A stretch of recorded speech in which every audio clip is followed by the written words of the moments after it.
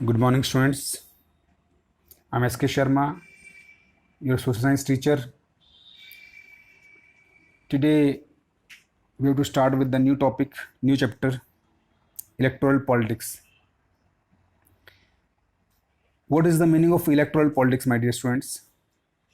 Electoral means चुनाव या चुनावी. पॉलिटिक्स मीन्स राजनीति. तो ऐसी राजनीति जिसमें चुनाव बहुत इंपॉर्टेंट है.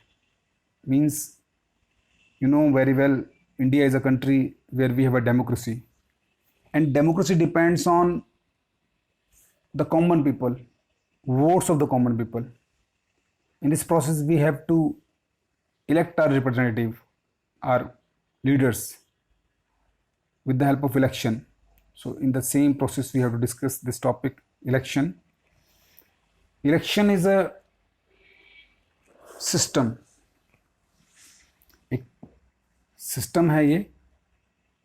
हम जानते हैं हमारे देश में लोकतंत्र है, और लोकतंत्र की खासियत ये होती है कि हमें एक अधिकार मिला होता है वोटिंग राइट्स का, मतदान का. हम वोट देते हैं, अपने लोगों में से ही कुछ लोगों को चुनते हैं जो सरकार बनाते हैं, सरकार चलाते हैं. लेकिन इसका एक तरीका होता है. सबसे पहले इसमें खासियत ये है कि हमारे पास पार्टियां होती हैं, पार्टीज़ होती हैं हमारे पास. आपने सुने होंगे नाम BJP, BSP, RJD, Indian National Congress, Shiromani Akali Dal, JJP. इस तरह से कई सारी पार्टीज़ का आप नाम जानते हैं. ये जो पार्टियां हैं, इनमें लीडर्स खड़े होते हैं, लीडर्स होते हैं. ये इलेक्शन लड़ते हैं, हम इनको वोट देते हैं. इनमें से कुछ जीतते हैं, कुछ हारते हैं. जिस पार्टी को ज़्यादा वोट मिलती है वो सरकार बनाती है. ये सारी चीज़ें हम इस टॉपिक में पढ़ने वाले हैं, चैप्टर में पढ़ने वाले हैं. और इसमें कुछ ज़्यादा मुश्किल चीज़ें नहीं हैं, बहुत इजी है. आप जानते हैं हरियाणा में भी असेंबली इलेक्शन हुए थे कुछ दिन पहले, जिसमें मनोहर लाल खट्टर जी की पार्टी जो बीजेपी है वो भर के आई थी. हालांकि वो अपने दम पे जीत नहीं पाई. जेजेपी की हेल्प से, यानी कि दुष्यंत चौटाला की हेल्प से दोनों ने कोalition किया और सरकार बनाई. तो ये चीज़ें कैसी होती हैं, इनमें क्या क्या तरीके होते हैं, किस तरह की समस्याएं आती हैं, किस तरह की पॉजिटिव नेगेटिव चीज़ें हैं, वो सारी हम डिस्कस करेंगे इस चैप्टर में. इसका फर्स्ट पोर्शन ये हम पढ़ेंगे. यहाँ आप देख सकते हैं, इसमें सबसे पहले दिया हुआ है overview. In chapter 2 we have seen that in a democracy it is neither possible nor necessary for people to govern directly. यानी कि इसमें जो डेमोक्रेसी होती है, इसमें पॉसिबल नहीं होता कि आम जनता जो है सीधे सीधे सरकार चलाए या शासन का हिस्सा बने. The most common form of democracy in our time is for the people of government या govern through their representative.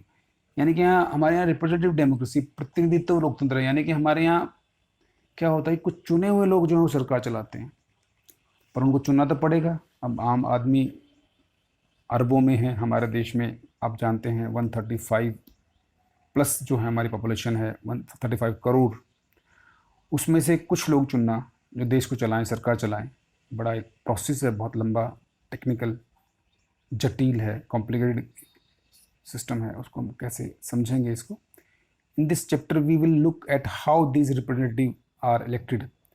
We begin by an understanding why elections are necessary and useful in a democracy. We try to understand how electoral competition among parties serve the people. We then go on to ask what makes an election democratic. The basic idea here is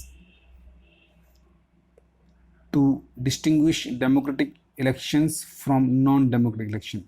यहाँ पे हमने देखना है कि जो democratic election है वो किस तरह से अलग हैं अनडेमोक्रेटिक इलेक्शन से. यानी कि एक तो लोकतांत्रिक इलेक्शन होते हैं और एक अलोकतांत्रिक इलेक्शन तो हर जगह होते हैं. इलेक्शन पाकिस्तान में भी होते हैं, इंडिया में भी होते हैं, अमेरिका में भी होते हैं, फ्रांस में भी होते हैं, जर्मनी में भी होते हैं. लेकिन ये जो होते हैं इलेक्शन, इनमें डिफरेंसेस आते हैं कई बार. वो किस तरह के डिफरेंसेस हम पढ़ेंगे, वो सारी हम चीज़ें डिस्कस करेंगे वन बाय वन. आज के लिए आपका होमवर्क ये है कि आप इसको फर्स्ट टॉपिक जो है इसको रीड आउट करें, समझें, और कोई डाउट है तो डिस्कस करें. तो ये सारी चीज़ें इसमें पढ़नी है हमने। Why election, why do we need election इसमें है, क्यों चाहिए हमें इलेक्शन। तो मैं बता दूं आपको, election is the base of democracy. Without election we can't imagine democracy.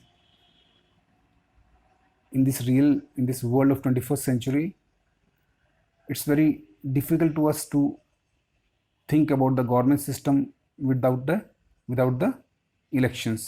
तो गवर्नमेंट सिस्टम जो है वो इलेक्शन से जुड़ा हुआ है, खासकर डेमोक्रेसी जो है, हम we can say democracy and elections are the two sides of a one coin, so we have to be careful about this thing। So my dear students, you have to read it properly. Tomorrow I have to proceed with the same next phase of this chapter। Thank you, God bless you, have a nice day।